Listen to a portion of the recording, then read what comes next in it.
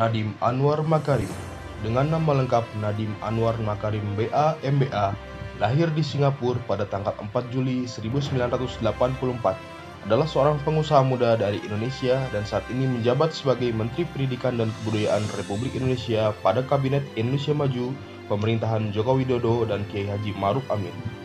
Nadiem Makarim adalah putra dari pasangan Nono Anwar Makarim dan Atika Al-Gadri. Saat kecil, Nadiem Makarim disekolahkan di sekolah dasar dan sekolah menengah di daerah Jakarta.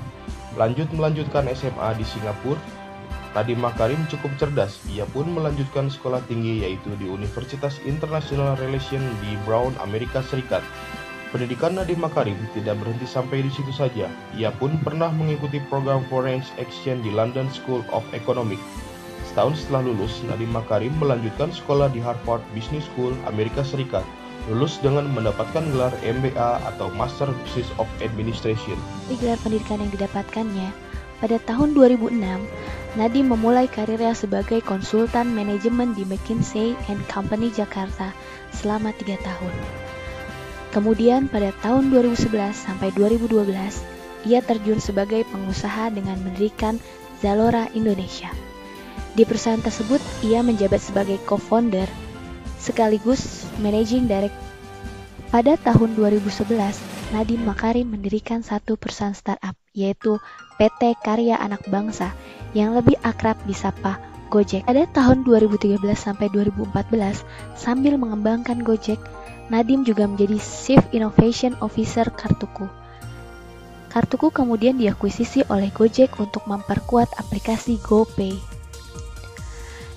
Dari karya dan inovasi-inovasi yang dibuat oleh Nadiem membuat Presiden Joko Widodo tertarik oleh sosoknya. Sehingga pada Rabu tanggal 23 Oktober 2019, Nadiem Makarim secara resmi dilantik oleh Presiden Joko Widodo sebagai Menteri Pendidikan dan Kebudayaan periode 2019 hingga 2024. Nadiem Makarim memiliki nilai akuntabilitas. Dengan contoh, beliau mencanangkan program Merdeka Belajar, yaitu mengganti ujian nasional dengan ujian asesmen yang diselenggarakan hanya dari pihak sekolah.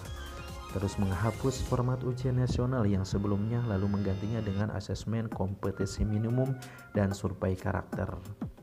Sebagai Menteri Pendidikan, beliau memberikan inovasi dalam pelaksanaan pendidikan di Indonesia.